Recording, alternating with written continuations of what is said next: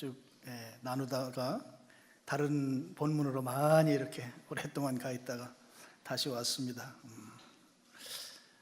우리가 일상이라고 하는 것, 아침에 일어나셔서 씻고 식사하고 출근하고 또는 아이들 학교 보내고 어린이집 보내고 또 유치원 보내고 또 일 보다가 저녁에 식구들 다 같이 모여서 저녁 식사하고, 같이 모여서 저녁 식사는 참 어려운 시대가 됐습니다.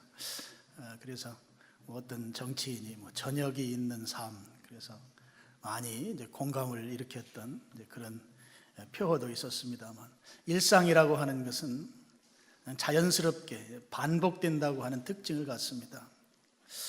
여기 맹인이 나오는데요, 이 맹인은 8절 보면 구걸했다 그랬어요. 맹인이 다른 거 할 수 없습니다.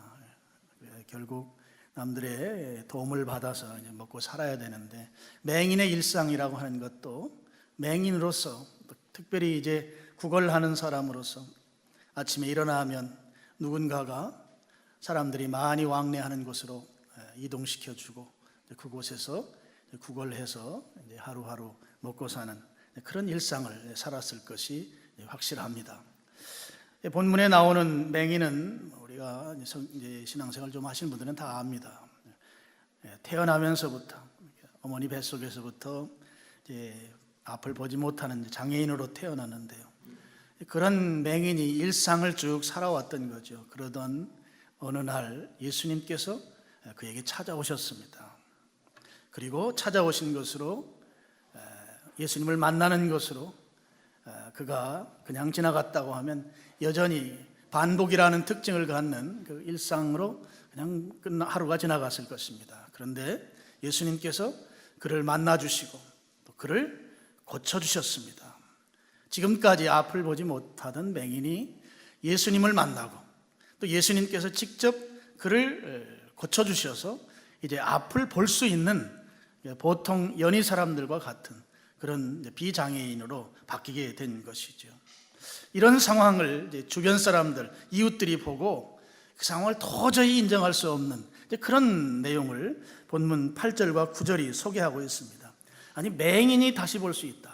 그리고 태어나기 전부터, 태어나면서부터 맹인이었던 사람이 어떻게 지금 이 시점에 눈을 뜨고 볼 수 있겠는가, 도저히 믿을 수 없음에 대해서 8절 보시면, 이웃 사람들과 전에 그가 거린인 것을 보았던 사람들이 이르되 이는 앉아서 구걸하던 자가 아니냐, 어떤 사람은 그 사람이라 하며 어떤 사람은 아니라 그와 비슷하다. 사람들이 도저히 믿을 수 없음을 놓고 서로 설왕설래하고 지금 서로가 맞다, 아니다, 그럴 리가 있는가, 어떻게 눈을 뜨는가 불신하면서 지금 서로들 이야기를 나누고 있는 것을 볼 수 있습니다. 그런데 이 9절 말미에 보면 이 맹인이었던 그 사람이 그렇게 말하는 거죠. 자기 말은, 9절 말미에 자기 말은 내가 그라, 바로 방금 전까지 앞을 보지 못하던 시각장애인이었다. 근데 지금은 볼 수 있는, 바로 당신들이 나를 가지고 지금 그렇다 아니다 말하는 그 사람이 바로 나다라고 하는 표현을 쓰고 있습니다. 본인은 내가 눈을 떴다 말하고 있고 사람들은 믿을 수 없는 상황이고, 그런 상황에서 이제 다시 한번 그걸 확인하고 싶은 것입니다. 그래서 10절에 그렇게 묻습니다. 그들이 묻되 그러면 내 눈이 어떻게 떠졌느냐. 도저히 일어날 수 없는 일이 일어났어요. 도대체 어떻게 보게 됐는가 하는 거죠. 어떻게 해서 지금 당신이 지금 앞을 볼 수 있는 상황이 되는가. 정말 그 사람, 얼마 전까지만 해도 앞을 보지 못하던 그 사람이 당신이라면 도대체 어떻게 해서 볼 수 있게 됐는가. 믿을 수 없는 것에 대해서 확신을 구하고자 하는 질문이 이제 10절 말씀인 것입니다. 오늘날 같으면 이제 의술이 발달하고 또 이제 이식 수술 같은 것이 많이 발달해 있기 때문에 오늘날 앞을 못 보는 분들 가운데에는 또 시력을 회복하는 경우들이 이제 가끔 있습니다. 그래서 오늘날 이제 앞을 못 보는 분이 보게 됐다 그러면 그럴 수도 있겠다 이렇게 말할 수 있겠지만, 예수님 시대에 선천성 시각장애인이 어느 날 갑자기 앞을 보게 됐다고 하는 것은 아마 어느 누구도 동의할 수 없고 상상할 수 없는 일이 그들 앞에 벌어진 것이 되는 거죠. 그래서 이렇게 의심하고 또 도대체 어떻게 해서 이런 일이 일어나는가 궁금해하고 도저히 견딜 수 없는 서로가 의견이 충돌하는 그 가운데서 이제 11절에 보면 이 맹인이었던 사람이 자기에게 일어났던 일을 자세하게 설명합니다. 그에게 눈을 뜨게 한 분에 대해서 바로 증언하고 있는 것이죠. 11절 우리 같이 읽겠습니다. 시작. 대답하되 예수라 하는 그 사람이 진흙을 이겨 내 눈에 바르고 나더러 실로암에 가서 씻으라 하기에 씻었더니 보게 되었노라. 예수라 하는 그 사람이 내 눈에 진흙 바르고 그 다음에 실로암 연못에 가서 씻으라 해서 가서 씻었더니 그분이 말한 대로, 그분이 시키는 대로, 그분이 명한 대로 내가 가서 순종했더니 내가 지금 밝히 보게 되었다는 거죠. 예수님은 말씀으로만도 앞을 못 보는 이 맹인을 보게 하실 수 있습니다. 예수님의 말씀은 말씀 그대로 창조, 변화시킬 수 있는 분이시기 때문이죠. 그런데 굳이 진흙을 바르고 또 연못에 가서 씻으라고 했습니다. 그 생각해 봤어요. 만약에 그냥 이 상황에서 말씀으로만 앞을 보게 했다면 아마 사람들이 예수님이 하신 일이 분명한데도 아마 동의하지 않았을 것 같아요. 그래서 아주 확실한 물증을 이들에게 제공한 거죠. 맹인 스스로도 자기 눈에 예수라는 분이 진흙 바른 거 그가 체험, 실감했고 또 사람들도 진흙 바르고 씻으라 해서 실로암 연못까지 갔다 온 그런 과정들이 확실한 증거가 되는 거죠. 그래서 참 주님께서 우리로 하여금 믿을 만한 증거들을 분명하게 확실하게 보여주셔서 어떤 상황에서도 우리가 주님 믿을 수 있도록 만드시는 주님이신 것이 너무나 감사합니다. 오늘 우리 가운데에도 주님이 하신 것이 확실한 일들을 오늘도 또 앞으로 여러분에게 보여줄 줄로 믿습니다. 그런 일이 우리 교회 안에서 아주 하루가 다르게 매일매일 쏟아져 나오기를 기도하고 있고 그런 일이 일어날 줄로 믿습니다. 예수님께서 그 보지 못하는 맹인이 이제 보게 됐어요. 그러니까 사람들의 관심이 이 사람이 눈뜬 것에 관심이 있는 것이 아니라 눈뜨게 한 분에게로 관심이 집중적으로 옮겨가는 걸 볼 수 있어요. 그래서 12절에 보면 그들이 이르되 그가 어디 있느냐, 지금 맹인이었던 자를 눈뜨게 한 그 예수님이 어디 있는가. 이 맹인의 간증을 들은 사람들이 누구에게 관심을 갖는가 하면 눈뜨게 한 분, 예수님에게 관심을 갖습니다. 그런데 이 사람 말이 우리를 당황하게 해요. 12절 말미에 그가 어디 있느냐 이르되, 그가 뭐라고 그래요? 알지 못합니다 그래요. 예수님이 자기에게 그 어마어마한 일, 엄청난 일을 이루어 주셨음에도 불구하고 말하기를 나는 알지 못합니다. 이 맹인이 자기를 고쳐준 예수님에 대해서 소개하는 것부터 조금 심상치가 않아요. 11절 보면 대답하되 예수라 하는 그 사람이에요. 그 사람.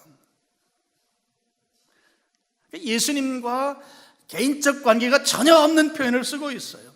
예수님과 어떤 신앙적 연결고리가 전혀 없는 그 사람이라는 것이에요. 나를 고쳐준 분이 예수님인데 예수님은 나하고 아무런 관계가 없는 분. 그래서 그냥 그 사람으로 소개하고 있습니다. 예수님에 대해서 이 사람이 아는 것이 지금 하나도 없다는 것이죠. 예수님에 대해서 모르는데 예수님께서 그를 만나 주셨어요. 그를 찾아와 주셨어요. 그리고 진흙을 직접 예수님이 이겨서 그의 눈에 발라주셨어요. 그리고 그에게 말하기를 실로암 연못에 가서 그 눈에 묻은 진흙을 씻어내라는 것이었어요. 아무런 관계도 없고 신앙적으로 연결고리도 없는 그런 잘 모르는 그 한 맹인에게 예수님께서 직접 만나주시고 그에게 볼 수 있도록 예수님이 치유의 사역을 베풀어 주신 거예요. 그 사람은 예수님이 하라는 대로 순종했습니다. 순종했더니 보게 된 거예요. 7절 말미에 보시죠. 이에 가서 씻고 밝은 눈으로 왔더라. 11절 말미에 가서 씻었더니 보게 되었노라. 예수님께서 하라는 대로 순종했더니 보게 된 것이에요. 눈을 뜨게 된 것입니다. 밝은 눈으로 오게 된 것이죠. 여러분, 여기 아주 중요한 한 가지 교훈이 있어요. 여러분, 이 사람 예수님 제대로 알지 못합니다. 그리고 예수님에 대해서 그 사람이라고 한 걸 보면 예수님과 관계가 없어요. 신앙적으로 연결고리가 전혀 없어요. 그런 믿음이 없음에도 불구하고 예수님이 하라 하는 대로 순종했더니 기적을 보게 되었다는 것이에요. 이 놀라운 일이에요. 적어도 우리가 가지고 있는 일반적 상식, 신앙적 지식으로는 눈을 뜨고 기적을 체험하려면 적어도 예수님에 대해서 그 사람이라고 표현하면 안 되죠. 예수님과 나와의 어떤 신앙적 관계가 형성이 되어 있어야 할 것입니다. 그때 예수님이 나의 주님 또는 내가 믿는 그분 아니면 어떤 종교의 그런 내가 신뢰할 수 있는 그런 어떤 대상으로 그가 고백해야 맞을 것이에요. 그런 어떤 그가 그런 기적을 체험할 만한 그런 적어도 신앙적으로 하나의 그 요소들이 있어야 될 것인데 지금 이 사람은 예수님과 아무런 관련도 없는 그런 표현을 쓰고 있어요. 모른대요. 그분 어디 갔는지 나는 모릅니다. 예수님이라고 하는 그 사람이 나에게 이렇게 하라고 해서 내가 그렇게 순종했더니 보게 되었노라. 우리가 가지고 있는 영적 또는 신앙적 상식을 뛰어넘는 놀라운 일이 발생한 것입니다. 그럼 여기엔 두 가지 측면의 교훈이 있는데요. 하나는 지금 예수님께서 이런 기적을 베푸시기 전에 5절에 이런 표현을 쓰고 있습니다. 내가 세상에 있는 동안에는 세상의 빛이라. 예수님을 세상의 빛이라고 하는 말씀을 하시고 이 맹인을 치유하는 일을 하시는 것이죠. 예수님께서 지금 이런 상식을 초월한 우리의 믿음으로는 도저히 이런 일이 일어날 수 없는 이런 일을 일으키신 그런 교훈, 첫 번째는 예수님께서 맹인을 통해서 예수님이 빛이신 사실, 하나님께서 하시는 이 일을 나타내시려고 맹인을 눈뜨게 하셨다 하는 거예요. 하나님을 드러내시기 위해서, 예수님이 빛이신 사실을 증명하기 위해서 이 맹인을 도구로 쓰셨다고 하는 것입니다. 이것을 성경 용어로 표적이라고 그래요. 표적. 맹인을 예수님께서 예수님을 드러내는 표적으로 사용하셨다 하는 것입니다. 그럼 표적이라고 하는 것을 주님께서 일으키실 때에 거기에 그 표적으로 사용되는 사람의 믿음의 여부는 무관하다고 하는 것을 오늘 본문을 통해 우리가 알 수 있어요. 그 사람이 하나님의 일하시는데 쓰임받을 만한 존재인지 쓰임받기에는 좀 부적합한 존재인지 그것에 대해서 여부를 우리들에게 평가하도록 만드시지 아니하시고 하나님께서는 하나님이 하나님 되심을 나타내시는데 믿음과 관계없는 그런 일 가운데서 도구로 쓰신다는 것이에요. 그래서 하나님 일하시는 것에는 우리가 고백하기를 하나님께서 절대 주권 영역에서 하나님 스스로 일하신다. 이렇게 우리가 고백하고 그런 주님 앞에 엎드려 경배해야 할 것입니다. 여러분, 예수님은 하나님의 아들이시죠. 또 예수님은 요한복음 1장 3절에 보면 창조주로 소개되고 있어요. 만물이 그로 말미암아 지은 바 되었으니 지은 것이 하나도 그가 없이는 된 것이 없다. 예수님이 바로 창조주 하나님이세요. 창조주가 어떤 일을 하실 때 피조물로부터 동의를 받아야 할 아무 이유도 없는 것입니다. 절대 주권을 가진 창조주 하나님께서, 절대 주권을 가진 창조주 예수님께서 무슨 일을 이루실 때 피조물로부터 피조물이 납득하고 비로소 납득이 되었을 때 그 일을 하셔야 될 이유가 아무것도 없다 하는 것이죠. 이게 바로 하나님이 갖는 절대 주권 영역입니다. 예수님을 그 사람이래요. 맹인이 11절에 대답하되 예수라 하는 그 사람이 자기와 아무런 신앙적 관계도 믿음도 없는 맹인이 예수님에 대해서 그 사람이라 말하고, 그런데 그를 예수님께서 세상에 비치신 이 사실을 증명하기 위해서 그를 도구로 쓰셨습니다. 바로 절대 주권을 가진 예수님께서 예수님이 세상에 비치신 것을 드러내시기 위해서, 세상에 비치신 것을 사람들에게 알려주기 위해서 표적으로 이 맹인을 사용하셨다 하는 것이죠. 여러분 요한복음 우리 스크린 보시고 1장 5절 한번 보시겠습니다. 요한복음 시작부터 빛에 대한 문제를 예수님 언급하셨습니다. 같이 읽어보시겠습니다. 빛이 어둠에 빛이 돼 어둠이 깨닫지 못하니. 예수님은 이 세상에 빛으로 오셨어요. 어둠의 세계에 빛으로 오셔서 어둠을 내어쫓는, 어둠을 밝히기 위해 오신 분이신데 세상이 깨닫지 못했다. 생명의 빛인데 이 생명의 빛이 오시는 것을 세상에 몰랐다. 9절 보시죠. 9절 또 같이 읽겠습니다. 참빛 곧 세상에 와서 각 사람에게 비추는 빛이 있었나니 10절 그가 세상에 계셨으며 세상은 그로 말미암아 지은 바 되었으되 세상이 그를 알지 못하였고. 세상이 알지 못하니까 알게 하시기 위해서 예수님께서 지금 이 맹인을 도구로 삼아서, 표적의 도구로 삼아서 주권적으로 지금 일하시고 계시다 하는 거예요. 이 절대 주권자이신 주님 앞에 우리가 마땅히 취해야 할 태도는 순종입니다. 순종하는 것입니다. 여러분, 성경에 많은 인물들이 순종을 통해서 하나님의 일을 이루고 또 개인적으로 복을 받고 질병을 치유받고 이런 일들이 일어났어요. 순종의 좀 대명사라고 할까요? 좀 순종의 모범은 여러분 예수님을 수태하고 출산한 이 마리아를 좀 들 수 있을 것 같아요. 마리아가 천사들을 통하여 예수님이 내 몸에서 태어날 것이다라고 하는 이 수태고지를 하게 되죠. 그때 마리아의 나이가 10대였습니다. 10대의 젊은 처녀에게 성령으로 잉태할 것이고 예수님이 태어나고 그를 예수라 하고 그는 세상을 구원할 자이다 라고 하는 그 수태고지를 받게 되죠. 그랬을 때 이 여인이 뭐라고 대답하는가 하면 누가복음 1장 38절 또 앞을 보시고 같이 한번 봉독하겠습니다. 자, 시작.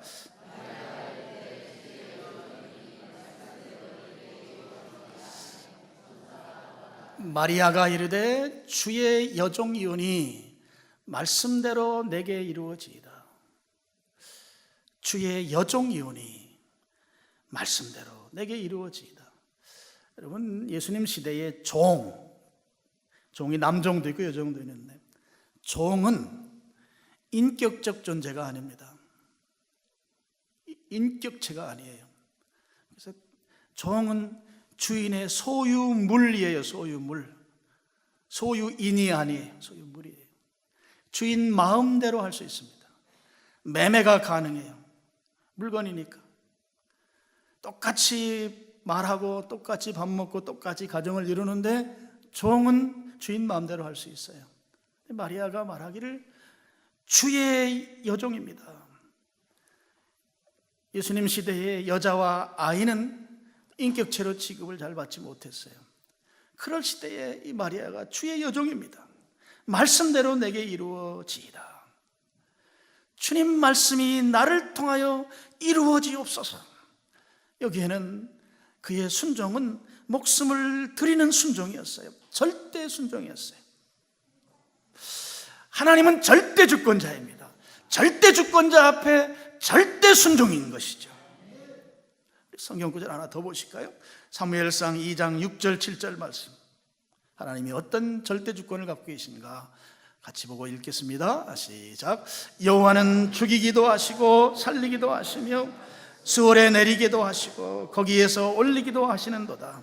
7절. 여호와는 가난하기도 하시고 부하게도 하시며 낮추시기도 하시고 높이기도 하시는도다. 하나님은 절대 주권자 하나님이십니다. 하나님이 마음 잡수신 대로 하실 수 있는 분이세요. 죽이기도 하고 살리기도 하고 수월에 내리게도. 수월은 1차적 의미는 무덤을 말합니다. 무덤에 장사 지내게도 하시고 무덤에 있는 자를 끌어서 올리기도 하고. 이미 죽은 자로 사형 선고가 내려졌다 할지라도 주님은 살릴 수 있는 분이시다 하는 거예요. 절대 주권을 가지신 분이기 때문에 그렇습니다. 여호와는 가난하기도 하시고 부하게도 하시고 낮추기도 하고 높이기도 하는 분이시다. 절대 주권자이시기 때문에 마음 잡수신 대로 하실 수 있는 분이 하나님이시고 예수님이십니다. 근데 이 절대 주권자 하나님이 어떤 하나님이신가 하면 좋으신 하나님이세요. 좋으신 하나님. 그리고 여기 와 있는 저와 여러분, 예수님을 주와 그리스도로 고백하는 우리들은 그분이 우리의 좋으신 아버지이십니다. 좋으신 아버지. 마태복음 7장에 보면 아들이 생선을 달라 할 때 뱀을 주는 아비가 어디 있는가? 하물며 하늘에 계신 너희 아버지께서 자녀들에게, 우리에게 좋은 것으로 주시지 않겠는가? 좋은 것으로 주시는 하나님이시다는 거죠. 사무엘상 다시 2장 6절 보시면 하나님은 여호와는 죽이기도 하고 살리기도 하시며 어느 쪽이 좋은 것이에요?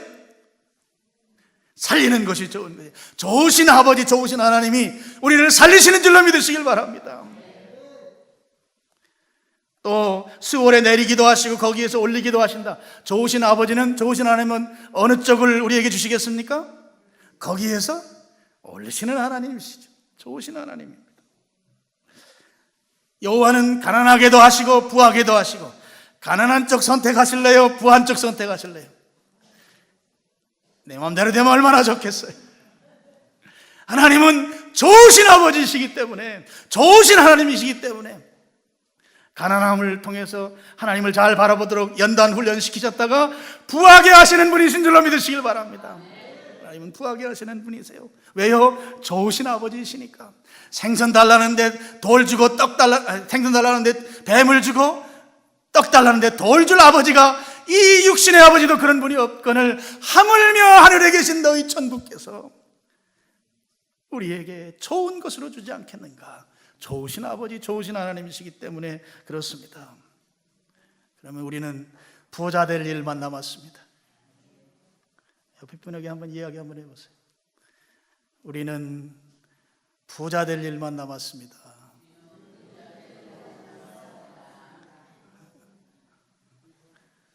안 하는 사람은 또 뭐예요? 이미 부자예요? 그래서 여러분, 하나님은 우리에게 좋으신 아버지, 좋으신 하나님이셔요. 절대 주권을 가지신 분이 좋으신 하나님으로 우리에게 좋은 것으로 주신다 하는 거예요.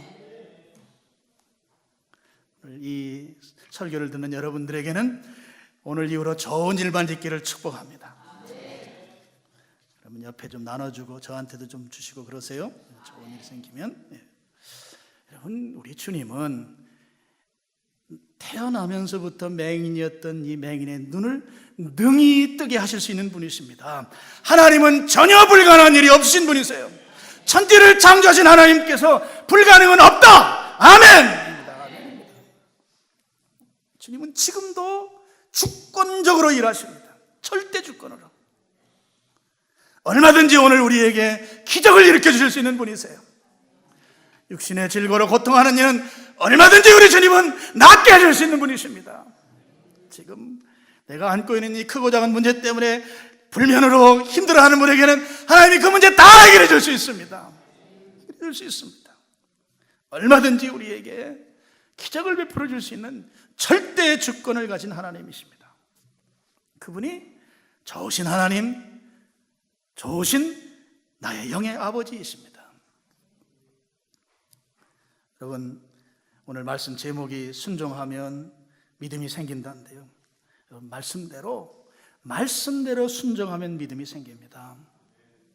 우리가 보통 가지고 있는 신앙적 논리는 이런 거죠. 믿음이 있어야 순종할 수 있습니다. 일반적인 논리예요. 믿음이 있어야 순종할 수 있다. 이 말이 맞아요. 그런데 역으로 순종하면 믿음이 생깁니다. 우리 교회가 지난 10월 달부터 제자 훈련을 시작했어요.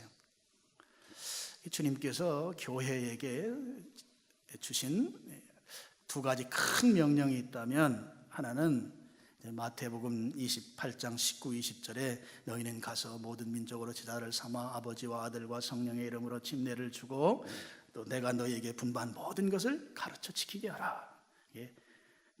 제자를 삼아, 거기가 주동사예요. 메인 벌브예요. 제자 삼는 일, 주님께서 이 땅의 교회에게 명령한 위임 명령이죠. 대명령입니다. 우리 교회가 그걸 순종하고 있습니다. 주님이 아주 기뻐하실 거로 믿습니다. 또 하나의 명령이 있어요. 사도행전 1장 8절. 너에게 성령이 임하시면 권능을 받고 예루살렘과 온 유대와 사마리아와 땅끝까지 이르러 내 증인, 예수님의 증언 사역하는 증언 명령이에요. 조이풀데이 하잖아요. 어떤 일종의 예수님의 증언 명령의 순종이에요. 주님이 우리 교회를 너무너무 좋아할 것 같아. 야, 너희들 참 잘한다. 내가 너희들에게 준 그 지상 대명령을 순종하기 위해서 제자 훈련하고 있고 또 조이풀데이 하고 있구나. 그래, 좋다. 너희들 내가 꼭 기억하고 복을 주겠다. 주님 그러실 것 같습니다.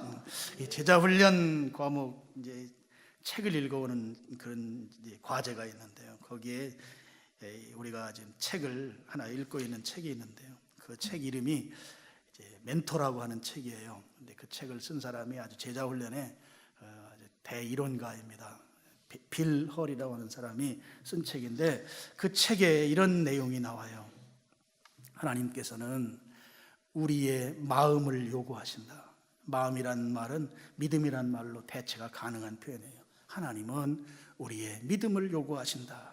우리의 마음을 요구하신다. 마음을 요구하는 하나님께 대한 우리의 대답은 행동이어야 한다.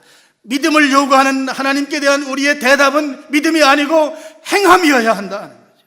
우리는 하나님께 대답할 것은 하나님이 우리의 마음을 요구하니까 하나님께 우리의 대답은 행함으로 대답해야 한다는 거예요. 그러면서 그런 예를 하나 들어요. 이제 우리나라도 이제 그 법원 판결 가운데 사회봉사 명령이 있잖아요. 미국의 사회봉사 명령을 받은 판결이 나왔을 때 이제 흉악범들이 자기는 별로 하고 싶지 않잖아요. 사회봉사 한다는 것이 강제적으로라도 사회봉사 명령을 행하게 되면 그건 이제 선한 행동이죠. 그러면 그 봉사하는 동안에 그의 마음속에 선한 변화가 온다는 거예요. 원래 하고 싶지 않은데 강제적으로라도 행하면 마음속에 선한 마음의 변화가 일어난다. 지금 모두에 말씀드린 대로 믿음이 있어야 순종하는데 이게 우리가 그동안 알고 있는 신앙적 이 용어인데 순종하면 믿음이 생긴다고 하는 그 견해를 이분이 말하면서 이런 이야기들을 하는 거죠. 상식적으로 우리가 생각할 때 사람이 변화되려면 먼저 내면에서부터, 먼저 마음에서부터 변화가 일어나야 그 다음에 행동의 변화가 일어난다고 하는 것이 일반적 상식인데, 그런데 강제적으로라도 행동하면, 강제적으로라도 선한 행동을 하게 되면 그 행동을 하는 당사자의 본성이 선하게 바뀐다는 거예요. 최근에 이제 우리 그리스도인들이 안 변하잖아요. 안 변하는 것 때문에 고민하는 학자들이 있어요. 왜 안 변하는가? 예수님 다 고백하고 교회 와서 눈물 펑펑 흘리는데도 여전히 죄의 습관성에 빠지는, 이게 도대체 해결이 안 된다면 최근에 일어난 각성이 있어요. 뭔가 하면 행동을 변화시켜야 마음이 변화된다는 거예요. 맥락이 같습니다. 이분이 주장한 것과 강제적으로라도 선한 행동을 하게 되면 그 행동을 하는 당사자가 그 본성이 선하게 변화된다는 거예요. 마음의 동의는 안 됐는데 억지로라도 순종하면, 억지로라도 하나님의 말씀대로 행하면 우리의 삶에 놀라운 변화가 일어난다는 거예요. 억지로라도 하면. 저는 이 역설의 논리가 오늘 이 맹인이 눈 뜨는 과정에도 적용되었다고 믿습니다. 예수님 몰라요.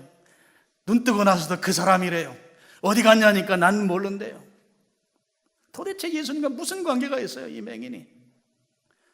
그런데 예수님이 눈에다가 진흙 묻히고 실로암 연못에 가서 씻으라 했는데 군소리 하지 아니하고 그대로 말씀대로 순종했습니다. 가서 씻었더니, 11절에 말미에 가서 씻었더니 그대로 말씀대로 순종했더니 보게 되었다는 거예요. 내 상식과 내 지혜와 내가 가진 경험으로 이해가 되지 않더라도 하나님이 말씀하신 대로 순종하면 놀라운 일이 일어난다는 것이죠. 여러분 믿으시길 바랍니다.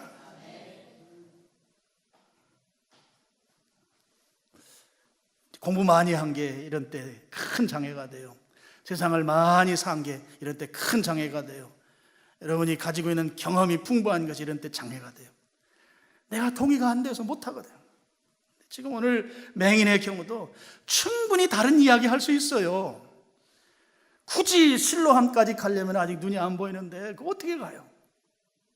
누군가가 도와줘야 된단 말이에요. 그걸 가려면. 그럼 이런 이야기 할 수 있잖아요. 예수님, 내 예수님 말씀대로 순종하고 싶은데 아직 또 앞을 보지 못하니 거기까지 가려면 누군가 도와줘야 되고 하니까 이거 물 한 바가지만 가지면 되는데 옆에 집 가서 누가 눈 뜬 제자 하나 시켜서 물 한 바가지 가지고 오게 해주세요. 그럼 내가 여기서 씻겠습니다. 얼마나 상식적이고 얼마나 합리적입니까? 여러 이야기를 할 수 있어요. 저 앞을 못 보잖아요. 거기 말고 가까운 베데스다 있잖아요. 거기 가게 해주세요. 이러저러한 얼마나 많은 이유를 대면서 예수님이 실로암 연못에 가라고 가서 씻으라고 한 말을 그거 말고 대체할 수 있는 다른 이야기를 얼마든지 합리적으로 이성적으로 우리가 동의할 수 있는 방법으로 할 수 있단 말이에요. 근데 군더더기가 없습니다. 실로암 연못에 가서 씻으라 하기에 11절 말미에 가서 씻었더니 보게 되었더라. 우리가 가지고 있는 지성을 넘어서는 순종입니다. 여러분이 가지고 있는 경험을 넘어서는 순종입니다. 우리가 세상을 살면서 많은 경험칙들이 있어요. 이 경험칙을 넘어서는 순종을 요구하고 있는 것이죠. 우리의 논리 위에 있어요. 이게 바로 믿음인 것이죠. 우리가 신앙생활 하면서 이해가 안 가요. 받아들일 수가 없는 이야기를 하고 있어요. 지금 이 이야기도 그럴지 모르겠어요. 그런데 그 말에 다른 군더더기 붙이지 아니하고 순종하였더니 가서 씻었더니 보게 되었더라. 그래서 그런 말 있잖아요. 따지지도 말고 묻지도 말라고. 주님의 말씀이면, 전제 조건입니다. 주님의 말씀이면 다른 군소리 하지 말고 따지지도 말고 묻지도 말고 순종하는 것입니다. 순종도 할 수 있기 때문에 순종하라는 것이에요. 내가 할 수 없는 것을 주님 하라 하지 않습니다. 내가 안 하려고 하니까 못하는 것이지. 순종은 할 수 있는 것을 하라 하시는 분이신 것이죠. 이렇게 행했을 때 그 행동은 믿음을 만들어내요. 그리고 그 믿음은 놀라운 치유의 역사를 만들어내는 것이죠. 순종했더니 순종이 믿음을 만들어내고 이 믿음은 우리의 삶의 문제를 해결한다 하는 것이에요. 성경을 잘 몰라도 괜찮아요. 내가 가지고 있는 고집을 내려놓으시고 마음에 동의가 되지 않더라도 하나님의 말씀이면 순종하시기를 축원합니다. 그러면 병에서 자유로워집니다. 문제가 해결되는 것이죠. 그리고 하나님은 또 나를, 하나님이 살아계신 하나님을 드러내는 증거물로 나를 또 쓰시는 것입니다. 얼마나 복된 일입니까? 순종하면, 행하면 믿음이 생겨요. 행하면. 내가 납득이 되지 않아도 주님의 말씀인 것이 분명하면 토를 달지 말고 다른 대안을 제시하지 말고 그냥 순종하시면 내 생애에 주님의 일하심이 확실하게 드러나는 것이에요. 여러분, 주님은 우리가 가지고 있는 상식을 넘어서는 분이십니다. 여러분의 상상력이 아무리 출중하더라도 상상력을 넘어서는 곳에서 주님이 일하십니다. 왜 그렇게 하시는가 하면 나로 하여금 주님이 주님이신 것을 인정하고 고백하시게 하기 위해서 주님은 주님이 일하신 것처럼 일하십니다. 주님 그런 분이세요. 그래서 내가 가지고 있는 어떤 문제도 내가 세상의 방법을 이걸 동원하고 저것 동원하고 여러 가지 방법을 동원해 왔지만 불가능했던 것 주님은 하실 수 있으세요. 우리의 모든 상처를 치유할 수 있으시고 우리의 질병을 치유할 수 있고 자녀 때문에 고민 많으시잖아요. 자식이 또 하나님이 키워주십니다. 순종하시면. 그리고 우리를 승리하게 하셔서 하나님이 하나님이신 것을 나의 삶을 통해서 내 삶에 일어난 표적을 통해서 하나님이 증명되신단 말이에요. 오늘 여러분 행함이, 순종함이 믿음을 키워간다고 하는 사실을 믿으시기를 축원합니다. 그래서 맹인이 회복됐어요. 이 회복된 맹인이 이제 그 뒤에 가면 선지자라고 말하고 또 그 뒤에 가면 하나님의 아들이라고 말해요. 이제 나중에 우리가 살펴볼 거예요. 믿음이 눈 뜬 다음에 성장해 가는 거예요. 순종하면 그 다음 하나님께서 우리를 그렇게 이끌어 가십니다. 오늘 여러분이 믿으면, 말씀하신 대로 순종하면 내 믿음이 성장한다. 다른 이유, 근거, 경험에 의해서 다른 대안들 제시하려고 하지 말고 하나님이 내게 말씀하신 것이면 예, 제가 하겠습니다. 할 수 있으니 말씀하시는 것이죠. 그렇게 받아들이시고 순종하면 여러분 삶에 하나님께서 놀랍게 일하시고 그 일하신 것을 통해서 내 삶이, 우리 가정이 하나님이 살아계신 것을 증언하는 증거물이 되고 나는 주님께서 쓰시는 주님의 종이 되는 것이고 일거다득이에요. 그런 삶으로 여러분이 나가셔서 오늘 이 맹인이었던 사람이 얼마나 크게 감동하고 감격했겠습니까? 그런 감동을 다 누리시기를 주님의 이름으로 축원합니다.